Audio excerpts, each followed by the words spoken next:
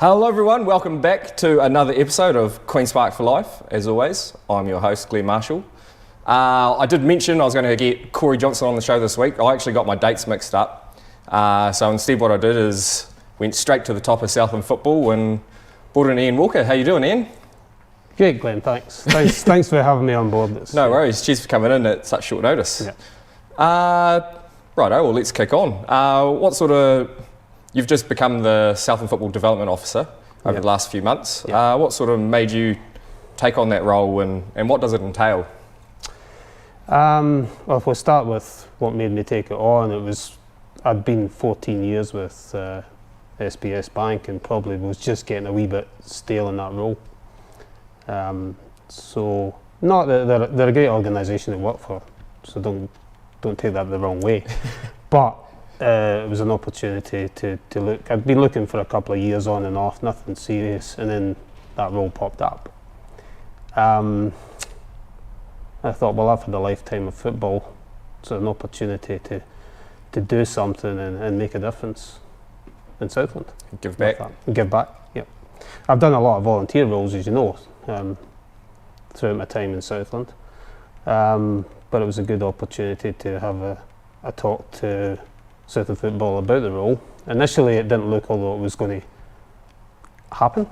The structure that the board wanted was a bit different to the way I saw it. And then when Mark Ford, who they appointed in the role as the Football Development Officer, resigned pretty much before he even started, the board re-evaluated the positions. Yep. And I re-engaged at that point conversation. Now, as you know, I was on the board as well, so I had to step back from that decision-making process. But it's been an interesting 3 months in the role. Yeah. But I bring some commercial acumen with me, and obviously a lifetime of administration skills and football knowledge to the role. There's a lot more to it than you think. There's a lot more to it than just... Yeah, I know there's been plenty of barroom talks about what they do there. But there is plenty to do. I'm fortunate we've got two great girls that work there in Brandy and Gargi. They're really good at what they do. I dearly love Gargi, to be full-time at some point. So that's something we're going to crunch the numbers at and have a wee look at. So she's not full-time. Are either of them full-time or? Brandy's full-time. Yep. Brandy's full-time, but Gargi's on a part-time contract at the moment. But we need to explore some funding opportunities to perhaps bring her on as full-time. So there's a lot involved. There's a lot more admin to it. It's given me a chance to look at how things have been done, and without changing things right away, it gives me the opportunity to question why do we do that, rather than just accept it's always been done that way. That's never really rocked my boat. Yeah.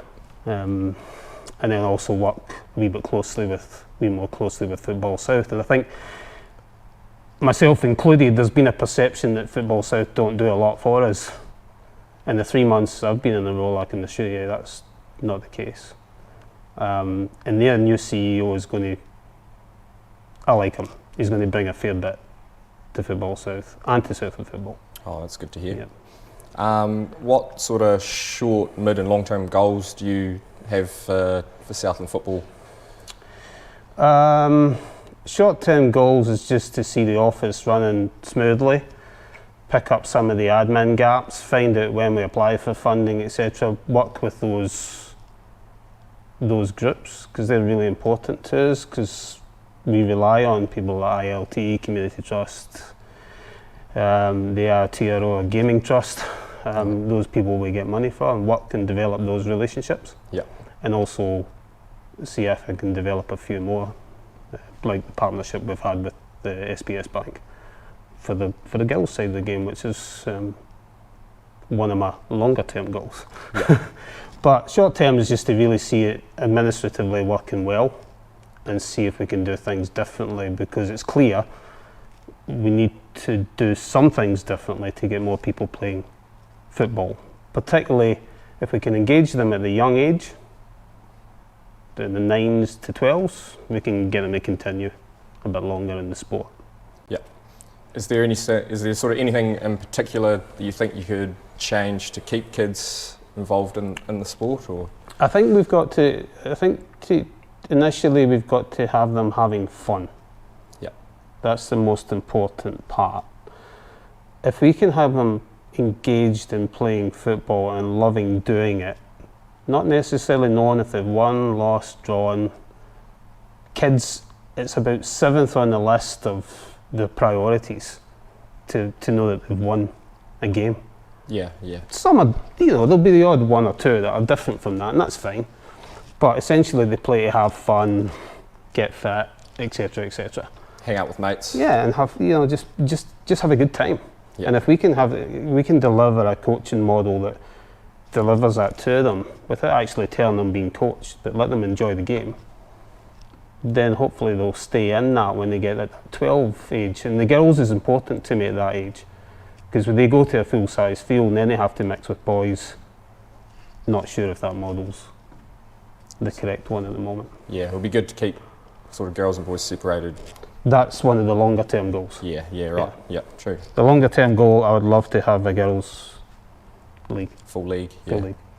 Yeah, From cool. juniors, from 9-year-olds. And to be fair to Queen's Park, they've been one of the successful ones at developing all girls teams. I believe Gore have got an all girls team this year as well, which has been good. Oh, that's good. Yeah, we definitely want more clubs doing it.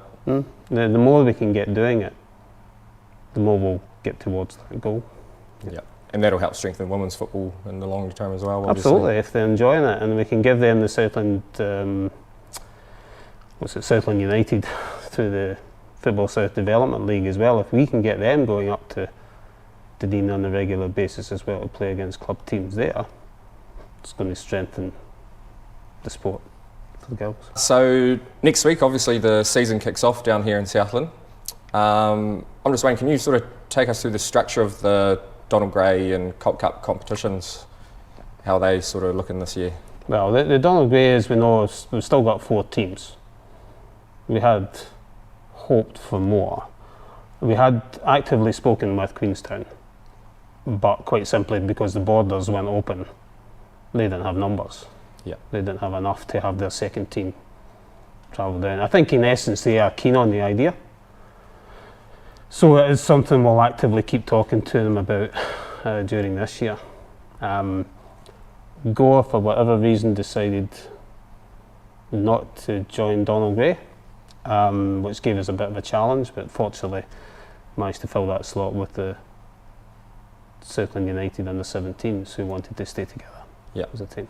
Has there been any reasoning for Gore not putting a Donald Gray team in, or seems a bit baffling to me? But. Yeah, the feeling, and I think the initial feeling was they were just getting a wee bit fed up with the 4-team comp. But I'm sure all the local clubs were also fed up with the 4-team comp. It's obviously not ideal. It's not ideal, but it is what it is at the moment until I can get some time to try and develop another outcome. So initially they put 2 teams in Division 1, which has now become 1. Yeah. So they did say that they probably didn't have numbers, so perhaps they don't have the numbers. It looks like they don't. No, that's interesting. But I've also heard some stories from there that they regret not having a Donald Gray team, so we'll see. Yeah. Oh, I certainly would anyway. I mean, what do you there's nothing for the young kids to aim for if you don't have that team. Yeah, so we called, if we continue with the Donald Gray model, we called for we called for feedback on the competition just a week or so ago. We only got 1 piece of feedback which we've answered. So we're now in a position where we can not do what we like, but we can form a competition based on what we have. So we have a plan that we'll communicate next week, but the plan would be to play either 2 rounds in Donald Gray or 3, depending on which way we choose.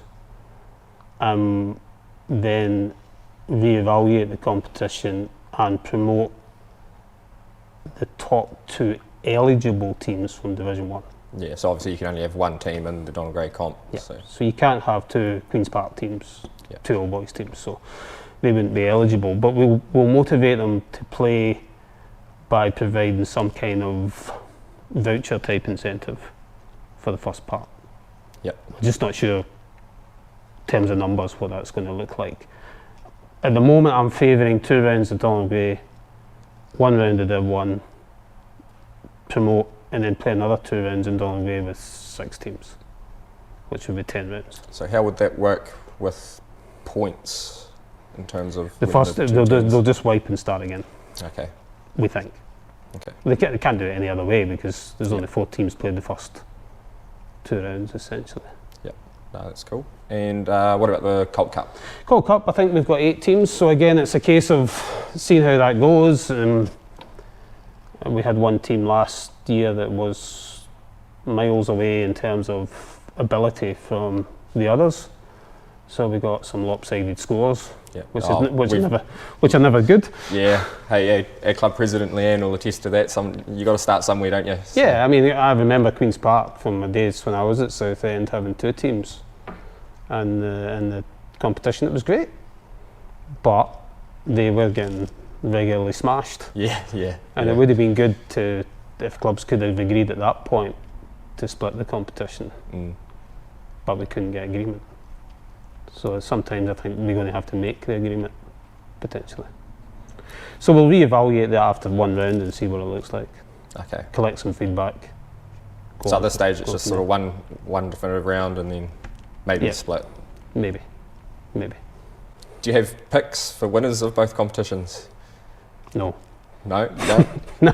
Not willing to have a punt? If I was punting at the Donald Gray, I'd probably say Thistle looks strongest at the moment, having won the pre-season competition. They're definitely odds on favourites at the TAB from what I saw. Mark Stafford was in the other week. And they look the strongest, and they've got some experience in there that I think Queen's Park will have been affected a wee bit by their team moving to the SPL. Numbers will become challenging the more that season goes on. I think we both know that. Yeah, for sure. As you go injuries, suspensions, it becomes more difficult for a team in that top flight. Not sure what the ladies will do. Park looked quite good in the pre-season comp again, winning it, but there was a few teams didn't enter, so again, there'll be some unknown quantities there. Gore were a strong side last year, so yeah, they definitely were. And I know Park have lost a number of players from what played last year. So, don't know the ladies. The ladies will be more interesting, but Thistle would be strong favourites for DG. Yeah. Slight change of tack. When did you move to Invercargill, and what sort of roles have you had at the clubs you've been at? Obviously you were at Queen's Park before you took on this role, and Southland before that. Yeah. So I arrived in Invercargill in November 2007. The day was not dissimilar to today, actually. Probably a wee bit sunnier, but just as windy. I was pretty tired after a 36-hour trip when we came here. I don't know, I never really intended to get back into football, and then I was at Chris Ward's house, the local solicitor for Ward Adams, Brian Lamb, and Neil Bramley's house, but Chris was there, and his kids decided they wanted to have a kick around, so myself, Chris, and a chap called Kevin Cooper, who used to run Southland Cricket, we had a bounce game in the back, and then Chris said, how about coming down to Southend for Masters run? I didn't even know what Masters was at that point. So I ended up there just by pure chance. Probably passed every other club on the way down, living in Waikiki. Yeah, you would have. Driving to South Invercargill, but so I started there, and then I got shoulder tapped to coach a junior side. Well, I hope Aye. So I did that. Dave Price was the junior convener at that time. Price is now up in Christchurch. So I did that for a couple of seasons. I think the chap who I shared it with was a rugby man, so his football knowledge was a wee bit limited. And we had some good kids in that team as well. And then I decided I would try and set up the juniors at Southend. Yep. And that went well for a number of years until I just couldn't get the people to come along and support it. Yeah. Well, overseas, and sort of started to unravel a wee bit. We went over for a holiday, so I couldn't keep an eye on it for the whole 8 weeks or whatever it was I was away, so it just started to unravel. And the more I was doing, the more I was expected to do. Yeah, it can definitely be hard, sort of taking on a heap of roles in the club for one person. Yeah, so it was one point I was coaching the team in the morning, I was coaching the Donald Gray team, and at that time the ladies was playing on the Sunday as well, so I was doing that as well. Yeah. And it just became too hard. Yeah, yeah. I was starting to burn out. So it wasn't just Southend's problem, it was partly my own problem for doing a wee bit too much. Yeah. So I had to step away and reevaluate that for a bit. And then coming here was a tough decision because I'd had 10 really good years there. I actually asked old boys first, that's the truth. Oh, true. Oh, here's a bit of inside info. But the person I spoke to didn't give me much encouragement. So when I messaged Corey, Corey said, I think he thought it was another wind-up because Rebecca had moved the year before. Yeah. My youngest one. Yeah, I was actually there when Corey got the text, or within 20 minutes of him getting that text, and we were both sitting there thinking, this has got to be a prank. No, it definitely wasn't a prank. I got myself into quite a fit space, having been a wee bit unfit for a wee while, so probably lapsed back into that at the moment, not doing as much training, but I got myself quite fit, and I thought, well, I can give Donald Gray a nudge again for a wee bit. I think, to be fair to Paddy, he thought, no, you can't, you'll be on the bench for me. I see you filling the bench for Donald Gray, which I told him I didn't really want. And then pre-season, whatever happened, there were short of players, and I played the last game. I came off the bench in the last game. And then I never missed a game after that for the season. It wasn't a great season, but the year after was fantastic. Yeah. And the year after that was good again, and to still be playing at that level at the age I am is... Which is? 53. 53. 53 now, so... It's a stellar effort really, isn't it? It's a pretty good effort from last year. So what would be your biggest highlight since you've moved over to Invercargill in a footballing perspective? I probably won the Donald Gray Cup the wrong way around. I've won it obviously with Southend as a coach. Yeah. At 45 and done it as a player at 52, 53, so they're pretty big. I mean, I think one of the things that I always look back on the juniors at Southend and I think, was that a success? But the more I think about it, it was, because although those children are not playing with that club anymore, a lot of them are still playing football, and that makes that a real success. Yeah. Because there's probably 20 odd kids running about still playing football, maybe more. I haven't counted them all. It's more important to keep them in the sport than keep them at a club necessarily. Yeah. So obviously we did the right things to engage them and play football. And they've decided they're going to continue playing football, but obviously have had to look for other clubs to do that in. Yeah. But personally, I think winning Donald Gray, not last year, the year before, at 52, and play every minute, apart from 10 against Goa, was pretty good. Yeah. That wasn't the thing you're thinking about. That was the season before. Descent towards referees is not in my vocabulary now. Not in the new job.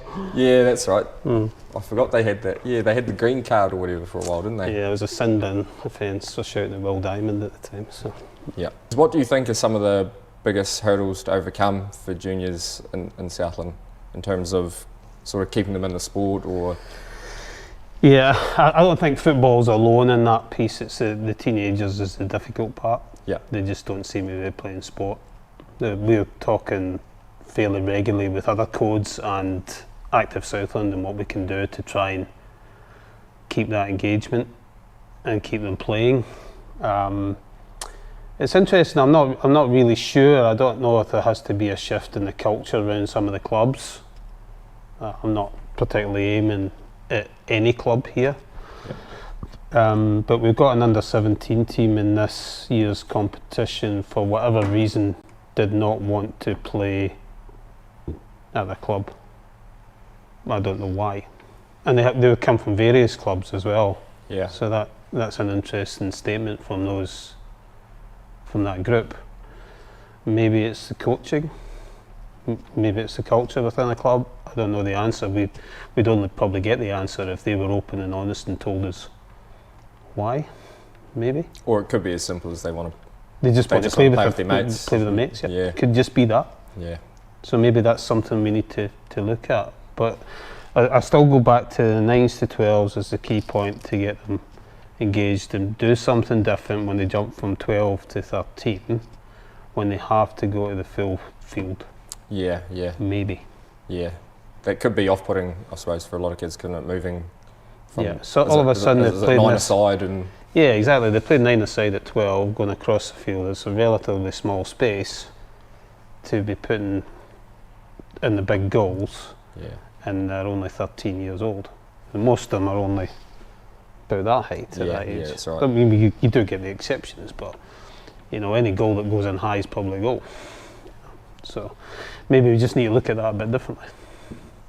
Something should maybe change. Maybe we need to go to a 2/3 size field or whatever it looks like with a slightly smaller goal. Maybe. Yeah. Don't know.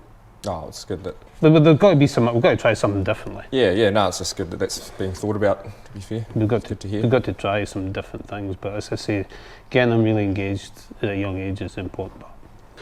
So usually at this point we would have highlights of the Football South Premier League game. Our game did get postponed in the weekend. We were meant to go to Queenstown. Unfortunately, a few of the lads got COVID or had to isolate because of COVID. So that game got called off. But look, we haven't had a win yet, Ian, but sort of what are your thoughts on how we're doing? Yeah, it's probably a bit disappointing. Well, it's probably more than a bit disappointing for the players who have put a lot into the games and the coaches and everybody else involved in the club, because there's a fair bit goes into organise it before they even cross the lines to play. Yeah. And there's a massive financial input from the club too as well. So results have been hugely disappointing. Performances, I would argue, haven't been quite as disappointing. First game, there was certainly enough encouragement in it. The team played quite well from what I saw. Yeah. The game in Timaru, in my view, was hugely disappointing. Whether the team didn't get off the bus right, I don't know. I think everyone agrees that was probably our worst performance so far, the game in Timaru. Yeah, and although the team lost 5-0 against the City Royals the other week, at 2-0, apart from the mistakes and the mistakes we're making, all the time. Yeah. Then it was the team actually played quite well. Yeah. I felt the structure of the team was quite good. They played quite well, but made 2 mistakes and got punished. And even at 2-0, I thought they could get back into it up until we got the player sent off, and that was disappointing. Yeah. It was always going to be an uphill battle for the team after that. Yeah. I think if they keep playing the way they are and be a wee bit braver in how they play, I think they've been too much long ball stuff, in my view, certainly up in Timaru. And when they play out from the back, they actually play quite nice. You've got to be brave enough to continue with that philosophy. Yeah, it's sort of the step up. Sort of mistakes seem to get punished more, and you don't get as many opportunities to score. I think that's maybe one of the biggest problems I've seen, is that the last 2 seasons we were getting 20 chances a game to score a goal. These teams, you don't get that many. You're lucky if you get 5 or 6. That's right. And so we just need to somehow find a way to be more clinical, I suppose, in the final third, and more clinical at the back, because we do seem to be making, or midfield, we do seem to be making mistakes that are leading to goals, rather than teams necessarily creating against us. I think the first game, all the goals and mistakes, even the one that Queen's Park scored from the penalty, was a mistake by the other team. If you make mistakes at this level, you're going to get punished. You make mistakes at Donald Gray, you might get punished. And as you say, you make 20 chances, you score 3 or 4 goals. 3 or 4, but if you're only making 4 or 5 chances, then your percentages are lower. You're only scoring 1 goal, maybe. Yeah, so as always, we'll crack into the challenges, mate. We'll start with the Who Am I? So there'll be 5 clues. You get 1 guess per clue. As we go through the clues, you start with 50 points if you get on the first one, then down to 40, 30 and so on. Yeah, so who am I? I was born on the 4th of March 1951 in the UK.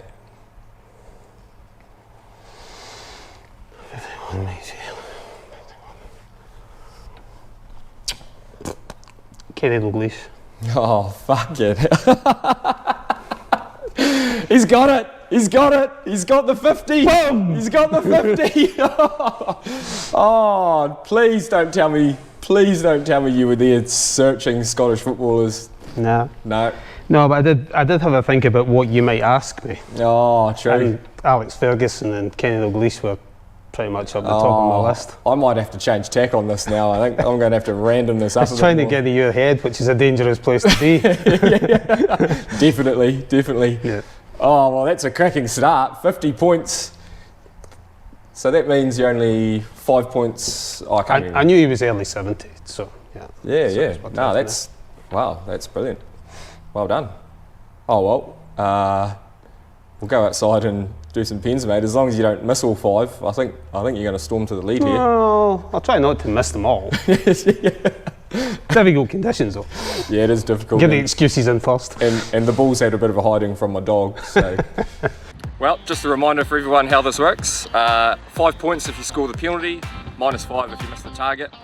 If I save it, it's nothing, and if you hit bottom blue targets, that's 10 points. Top yellow targets is 20. Yeah, so Ian, no warm-up, no stretches, no nonsense. I like it. I like it. Just get straight in it, then. Why not? Why not? What, have you got a points prediction here, mate? No? Right, let's go. I'll be right behind you, a hawk in the tree. You look so beautiful today, and how the game is changing. Just like a stranger.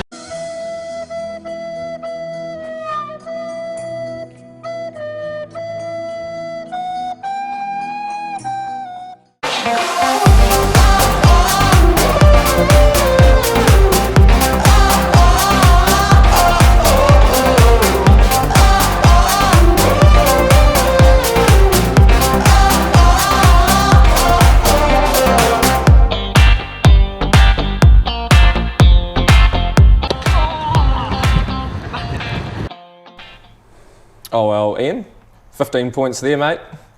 That one that went over the bar, that was a bit of a mischief, wasn't it? Yeah, it's funny, I spoke about that before and when we were going out there, and I thought, you know, you're hitting into the wind.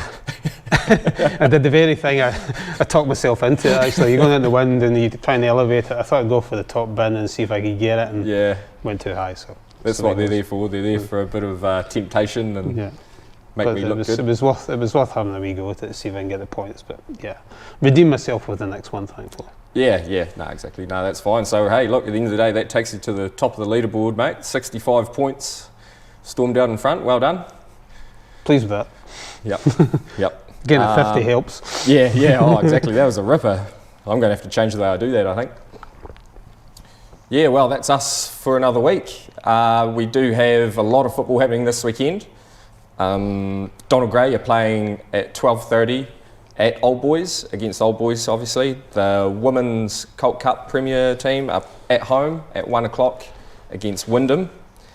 Div 1 are away. They've got the big away trip to Tianao, kicking off at 1 o'clock, and our Premier side in the Football South Premier League at home against Mosgiel at 2:45, which I believe will be on the turf, but that may be subject to change. We'll just have to wait and see for that one. Junior football doesn't start next week. That's the week after, on the 7th of May, that kicks off. So yeah, and thanks to the sponsors as always: Nins Electrical, Downer, GD Electrical, Winton and Invercargill Flooring Extra, Niagara Sawmill, and Hop and Vine, and of course the Calvin Hotel as always. So yeah, Ian, thanks for coming on, mate. Pleasure. Thanks, Glenn. Yep. No, it was good to get you in and have a chat about what's going on in Southland. So Yep. yeah, thanks for that, and good luck in the role, mate. Yeah, and good luck to the teams that are playing next weekend. Hope Perfect. they go well. Yeah, cheers. Righto, guys. See you next week. And remember, Queen's Park for life.